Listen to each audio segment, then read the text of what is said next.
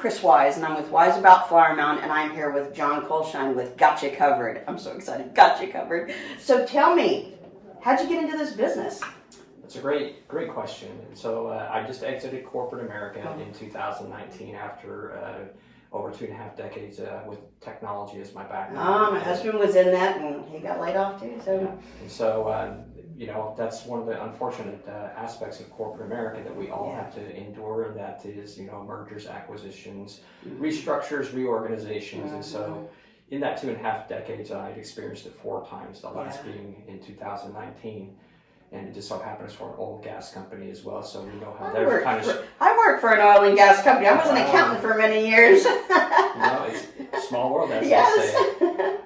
But what made it very different for me this last time, the 4th time, is that number one, I was starting to really burn out on technology. So when you start losing your passion for something, it's usually an indicator from sources above to say, hey, it's time to look at something different. Tap, tap, tap. Yeah, so that was kind of the first indicator, and then the last corporate American company I worked for, as I mentioned, it was an oil and gas company, but it was a fantastic company. And I knew if I stayed in corporate America, there's probably 0 chance I'd find another company like them in corporate America, and particularly given the circumstances today. And then, of course, my age certainly wasn't helpful for me at the time. I was 52 at the time. So that's exactly. So as I kind of formulate all those things that were happening, I think they were all signs that it was time for me to do something else. And so I was looked into franchise ownership, and one of the reasons I landed on Gotcha Covered because everybody's always asking, how did you get from technology to window this? I mean, that makes 0 sense. But as I started doing my due diligence to really get an understanding of where I'd be a successful business owner, could I build a business around products and services. And it really became apparent to me that my state of Texas, and particularly where we live here in Louisville, Flower Mound area, residential and commercial construction are, even if it's floundering across the country, it's generally pretty healthy in Texas. Definitely. And if it's relatively healthy across the country, it's booming in Texas. And I'd say for where we're at, it's booming. And so I thought to myself, it's probably in my best interest and that of my family, of course, because as you start a business, you're impacting not just yourself, but your family as well. That was to say, hey, I think finding a company or a franchise that has either products and or services related to commercial residential construction makes a lot of sense. Yes, definitely. So fast forward and Gotcha Covered. Window treatments. That's what I'm hanging my hat on today. So as I came in, I see a bedding. I mean, you do a lot of different things. It's not just something in your window. That's correct. And so I think when I say Gotcha Covered, me prior military, I love it because you always have that got your six. Yeah. And so Gotcha Covered really resonated with me just from a brand name perspective. But it's not just a brand name. It's not lip service. So when I say window treatments, again, not like residential and commercial, so that takes care of any window or door in any building. But we do with the classic hard treatments, so blinds, shutters, shades, dual shades, natural wovens, honeycombs, all those. We do soft treatments, Roman shades, drapery panels, cornices, valances. We do outdoor, motorized patio shades. I'm in the market for that. So yes. Or patio shades. We do window tinting. We do window security screens. We do home automation, so motorized treatments that connect in with Lutron home automation, Alexa Home, Google Home. So when I say Gotcha Covered, you're covering everything. Our product portfolio is expansive because if you have multiple needs for a home or commercial space, the one-stop shop is pretty attractive. You don't have to go potentially to multiple vendors one to do your shutters, and one to do draperies, and one to do your outdoor patio shades.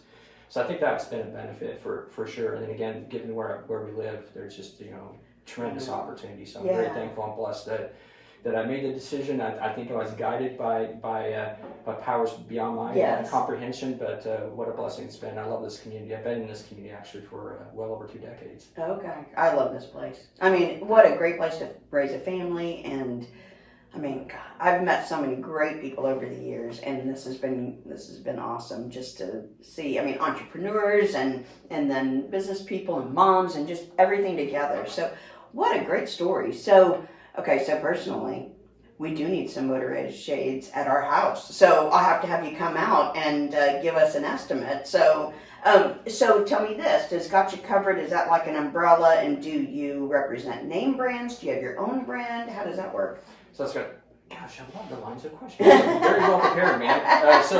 So just as I explained that we have a very wide portfolio of product offerings, we also, because we are a national, actually international, include Canada, franchise. And so today, Gotcha Covered has over 150 franchises. And by virtue of that, we have buying power across all the window treatments. So some that you recognize by name, Hunter Douglas, Grand Bear Lafayette, and some that you may not recognize. But across that whole wide portfolio, we have access to over 50 different vendors. And again, some that you recognize by name, some that are household names, and some that are not. But I think what that provides us from a service perspective, and I like working with interior decorators because it doesn't matter what they can imagine for their customer. The likelihood that I won't have an option for them or that Gotcha Covered can't solve an issue is probably very unlikely because the wide portfolio of products and of course the extent to which we have access to all of those vendors. So that really positions us well to say it's going to be very difficult, and I'm not suggesting it won't happen at some point. It hasn't yet. Yay, there you go. But I'm sure at some point I'm going to run into something and go, that's a great challenge. Yeah, how am I going to do that? But no, so that's certainly again a benefit for the consumer that not only again the wide portfolio offering of products, but then availability and access to multiple vendors.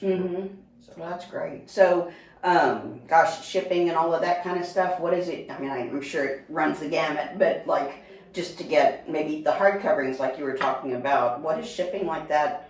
Like, is that 2 weeks, 5 weeks? I mean, what? Because they go over to Home Depot and they get them cut and then they hang them themselves, and I've seen that. Oh, absolutely. Well, DIYers, so God bless them. And, I'm one of those. But so obviously pre-COVID, supply chain across any of the window treatments and actually any kind of household goods, whether it's furniture. Yes. I mean, it was about a 2-week lead time, and generally FedEx or UPS or LTL Freight or whatever the shipping method was usually about a week. Okay. Well, given COVID, everything is certainly a little bit more precarious at this point. So lead times are a little bit longer for all the manufacturers, not only because of just raw material supply and demand, but also how can I fully staff my factory, given that I can't have 100 people in close proximity. And of course, the whole shipping industry right now is a little bit in upheaval. So the unfortunate aspect of that is that it then creates longer lead times for customers. But with the nature of custom window treatments, most people understand, well, they're custom. They're going to be built precisely for your windows, particularly if they're arched or eyebrowed or special shape or high, or of course motorized, etc. So I think most people understand that when you invest in custom window treatments, there's already going to be a period of time to invest in waiting for those treatments to be completed. And I think most people understand, and I'm very transparent when I do my consultation when they ask me. I'm not going to sit there and say, oh yeah, I'll have it in 2 weeks, knowing that I'm not. So I'm very transparent to say, well, right now it's looking like 4 to 6 weeks is about the average.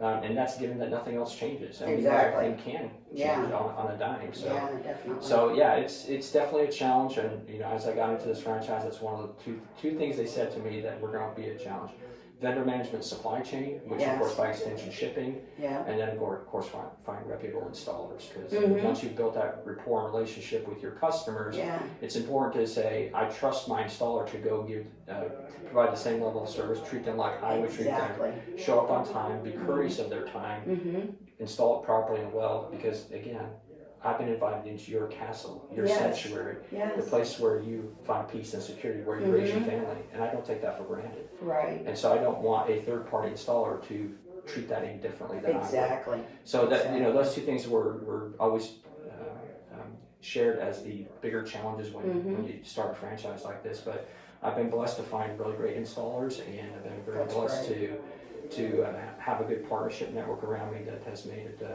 like I said, a blessing. And I just celebrated my 1-year anniversary as a business owner last week. So oh my gosh, it's congratulations! Been a great ride. I tell you, the first year is the hardest because you're learning as you go. You're making mistakes. Hopefully, they're not too costly, and you're trying to build your clientele while handling the mistakes and everything else. I mean, it just that is a challenge. That first year, I know my first year in real estate, I think I sold one house. and it was my parents' rent house. So. Well, then you throw the COVID hand grenade on Yeah, top you of throw it. COVID on top of that. Oh my gosh. Oh my gosh. Wow. So I was just thinking of a question. What was my question? What was it? Oh, it was something good. Golly. It was, It's Friday. yeah. It happens. I know. I'm trying to think. And then we're going to edit all that part out. I'm trying to think of what was you talked about your installers. Oh, yes. Okay. Oh, come on. Okay.